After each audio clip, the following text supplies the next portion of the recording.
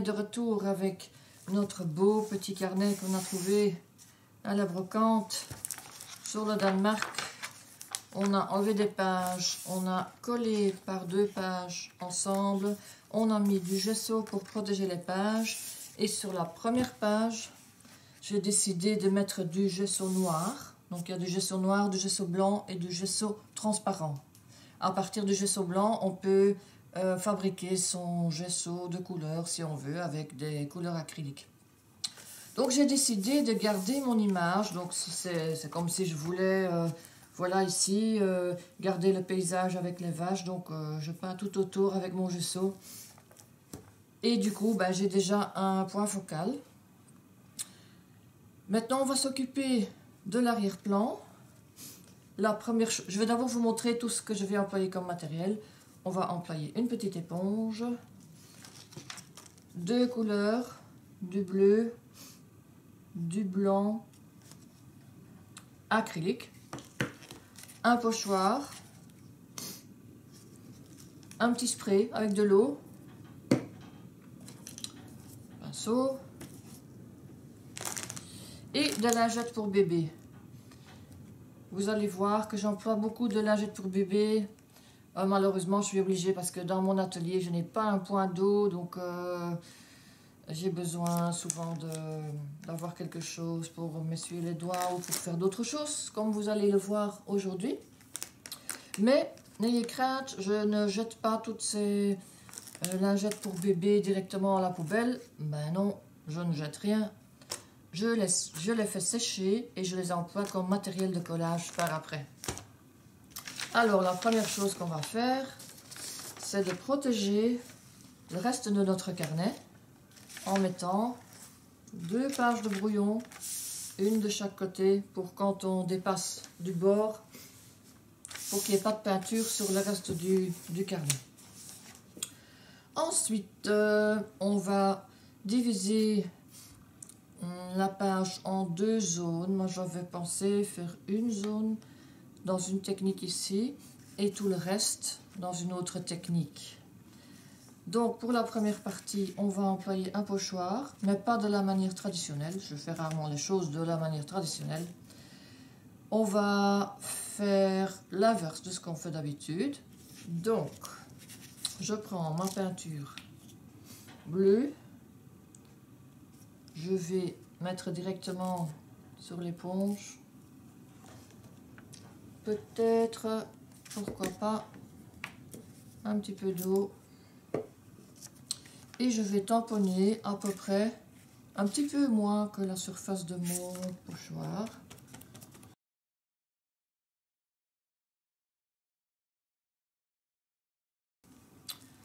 Je vais mettre mon pochoir par-dessus. Je prends une lingette pour bébé et je vais frotter dans les espaces du pochoir.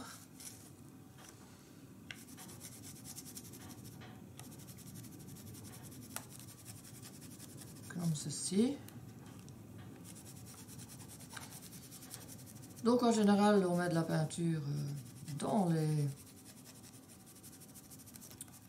trous du pochoir. Ici, on va à l'inverse. On met la peinture partout et on enlève la peinture dans les espaces. Voilà. Ensuite, on va s'occuper du reste de la surface de mon arrière-plan. Donc tout ce qui est noir. Et là, on va faire une technique très chouette. Donc le gesso, il protège bien ma page contre l'eau. Donc je peux y aller en mettant de l'eau, en évitant l'image évidemment, parce que là il n'y a pas de gesso. Je prends un petit peu de peinture blanche et je vais appliquer cette peinture blanche, mais elle doit être, comme vous pouvez le voir, assez mouillée.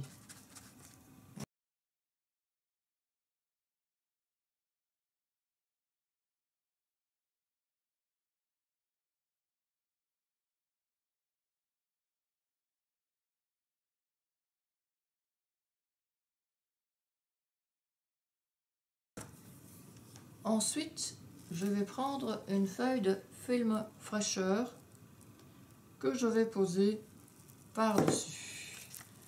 Je vais quand même éviter un petit peu la partie que j'ai fait au pochoir. Et tout le reste, je vais froisser hop, le film fraîcheur. Surtout là sur le bord.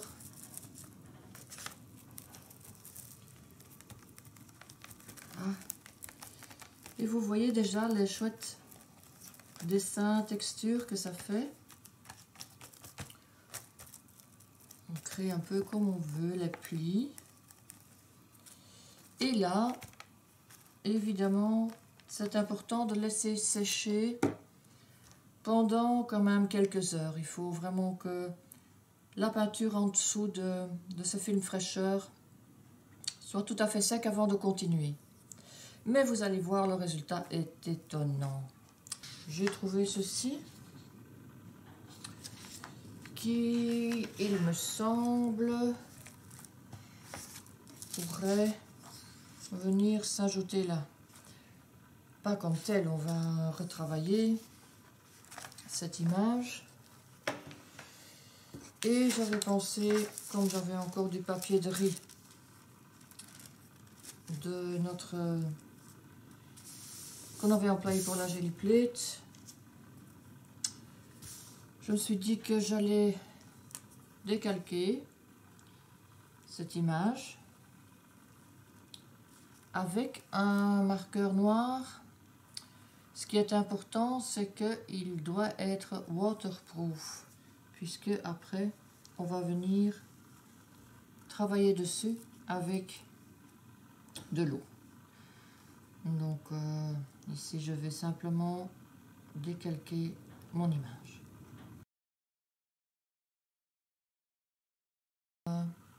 Un petit peu le mettre en couleur. Donc pour cela je vais prendre des Stabilo Woody que j'aime beaucoup, qui sont aquarellables, faciles à employer, et je vais quand même tenir compte des couleurs qu'il y a déjà sur mon carnet. Donc il y a du blanc, il y a du bleu. On va rester dans les bleus.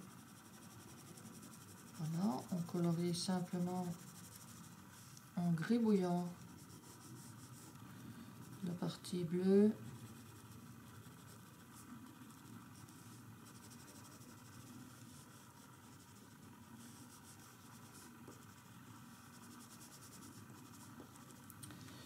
Et je vais prendre, voilà, ça devrait aller, un peu d'eau. Et je vais étaler ma couleur.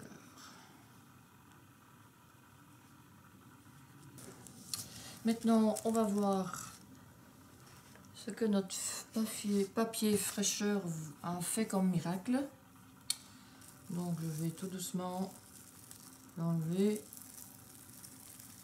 Et regardez comme c'est magnifique. Hop.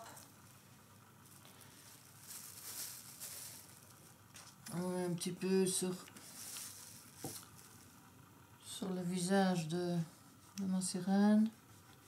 Bon, trop tard, je ne sais plus l'enlever, tant pis. Pas grave, rien n'est grave.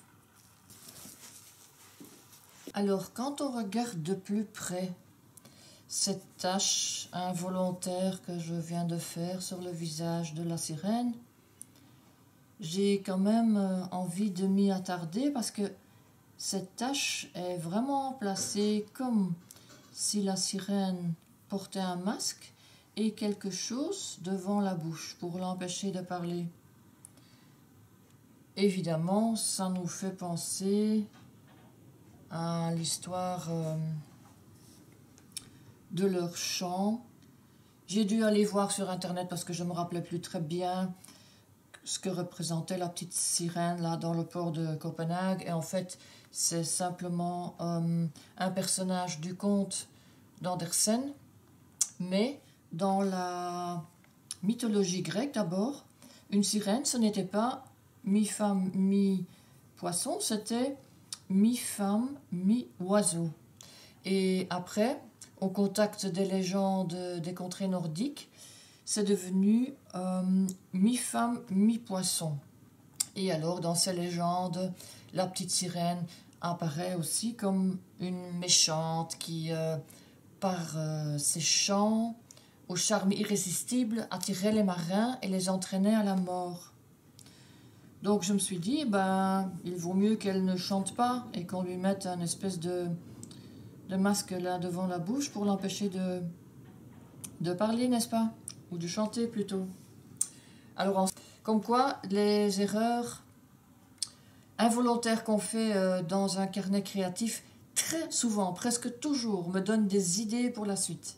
Ici, c'est bien sec. Mon image aussi.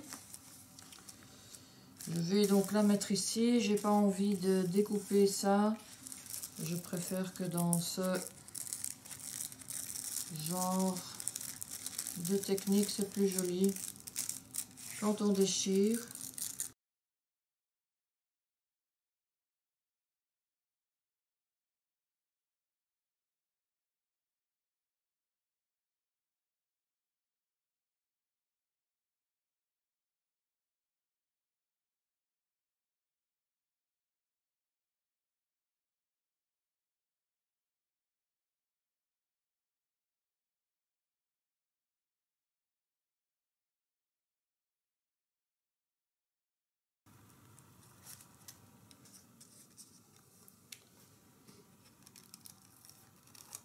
Et je pense que après,